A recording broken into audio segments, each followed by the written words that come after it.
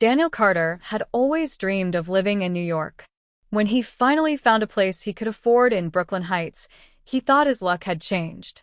The apartment was old, with tall ceilings and creaking wooden floors, yet it had a charm that spoke to him. From the window, he could see the city lights glittering beyond the East River, and for a moment he felt as though he was part of something larger than himself. The building itself was a relic of another era. The bricks were weathered, the corridors narrow and dim, and the lift rattled as though it might collapse at any moment. Still, Daniel was content. He unpacked his books, set up his writing desk by the window, and told himself this was where his new life would begin. But from the very first day, he noticed the way people looked at him.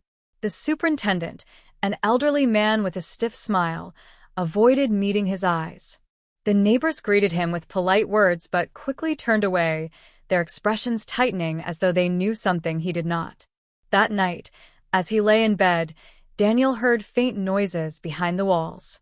A scratching sound, almost like fingernails dragging across plaster.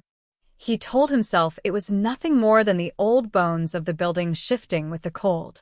Yet he could not shake the feeling that the apartment held a secret, one that everyone else seemed to know but no one dared to speak aloud. The city outside roared with life, but inside his new home, Daniel felt a silence so heavy it pressed against his chest. And in that silence, a question began to grow. Why was everyone being so strange about his apartment? The following morning, Daniel decided to greet his neighbors properly. He knocked on the door of the apartment across the hall. A woman in her 40s answered, her hair tied neatly, her eyes sharp. "Hello, I am Daniel. I just moved in," he said with a smile. She nodded once, offered a strained smile of her own, and closed the door with quiet finality. No words of welcome. No neighborly warmth. Later, in the stairwell, he met a young man carrying groceries. Daniel tried again. "Do you live on the third floor too?" The young man hesitated, shifted the bag in his arms, and muttered, "Yes, for now." Then he hurried away, without looking back. The words lingered. For now. That evening, Daniel returned home to find a note slipped under his door. The handwriting was hurried, almost desperate. "Do not stay." There was no name, no explanation, just those 3 words. The city never slept, yet inside Daniel's apartment the nights felt unnaturally still. It was during this silence that the sounds returned. At first, faint scratching. Then, on the second night, whispers. Low, indistinct as if carried through the pipes. He pressed his ear to the wall. The voices seemed to rise from below, from somewhere deep in the foundations. He followed them down to the basement, a place he had not yet explored. The air was damp, the smell of mildew thick. Old storage rooms lined the corridor, their doors locked and rusted. At the very end stood a door heavier than the rest, painted black. From behind it came the faint hum of electricity, though no light showed beneath the frame. Daniel reached for the handle, but a voice stopped him. "Do not open that." It was the superintendent. His eyes were wide, his voice firm. "That door is not for tenants." The man's hand trembled as he locked it with a heavy chain. Without another word, he left. Daniel stood alone in the basement, the hum still vibrating through the air. Curiosity gnawed at him. The next day, Daniel visited the local library. He searched old records of Brooklyn Heights, tracing the history of his building. He discovered it had been constructed in the early 1900s as a boarding house. In the 1970s, it had been the site of a tragedy. Several tenants vanished over the course of 1 year. Police reports mentioned missing persons, but no arrests were ever made. The case simply faded into silence.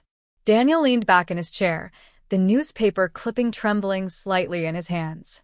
The names of the missing tenants echoed in his mind, as though they were warning him.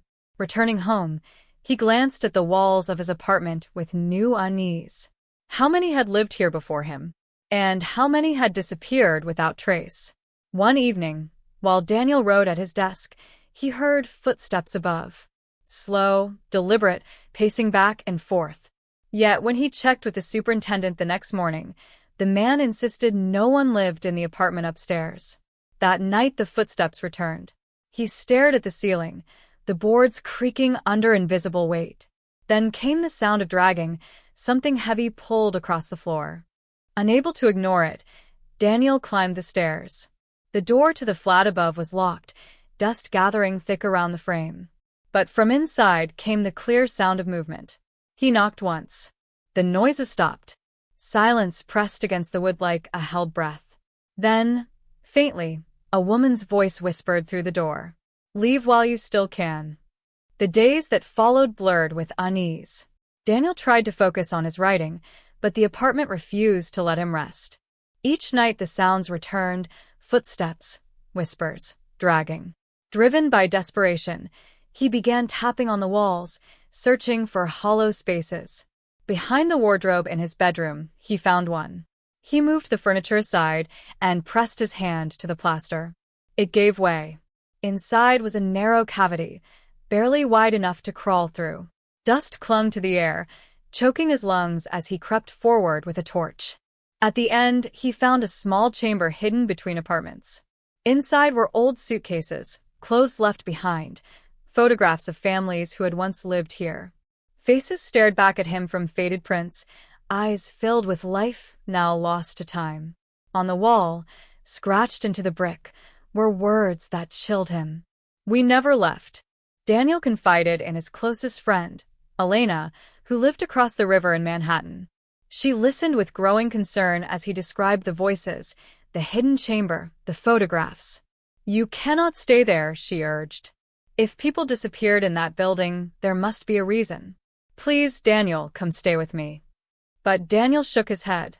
"If I leave now, I will never know the truth." That night Elena insisted on staying with him. She wanted to see for herself. Together they listened as the sounds began. Footsteps above. The hum from the basement. Then, at midnight, the black door beneath them shuddered as if something pressed against it from the other side. Elena clutched his arm. "There is something alive down there." The following day Daniel confronted the superintendent once more. "What is behind the black door?" he demanded. The old man's face strained of color. "You must not ask. The building remembers those who pry too deeply." But Daniel could not let go. That night he returned with Elena. Armed with a crowbar, they broke the chain and forced the door open. The air that spilled out was foul, heavy with rot. The room beyond was vast, larger than any basement should have been. Machinery lined the walls, strange equipment humming faintly, though no power should have reached so deep. At the center was a chair, metal restraints fixed to its arms. And around it, the floor was etched with markings that glowed faintly in the dark. Elena whispered, "This is not science. This is ritual." They searched the chamber, their torchlight trembling. On a shelf Daniel found files, yellowed with age. Inside were photographs of the missing tenants, each marked with symbols matching those on the floor. Dates were written beneath, stretching back decades. Elena's voice shook. They were not missing. They were taken. A sudden noise made them freeze. From the shadows, the superintendent stepped forward. His face was pale, his eyes hollow. "You should not have come here," he said. "The building chooses. It always has. It feeds and we serve." Before Daniel could speak, the black door slammed shut behind them. The chamber trembled as the hum of machinery grew louder. The markings on the floor flared with light, casting long shadows against the walls. The air thickened, heavy with a presence neither human nor entirely real. The superintendent raised his hands. "It is too late. The apartment has chosen you, Daniel, as it has chosen so many before."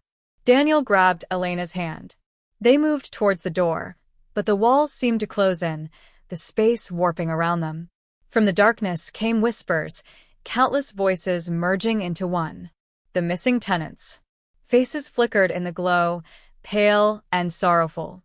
They reached out as if begging for release. Daniel felt the weight of their gaze. He knew the truth now. The building was not haunted by memory. It was alive, and it demanded sacrifice. The lights flared once more. And in the heart of Brooklyn Heights, as thunder rolled across the city, the apartment claimed its next chapter.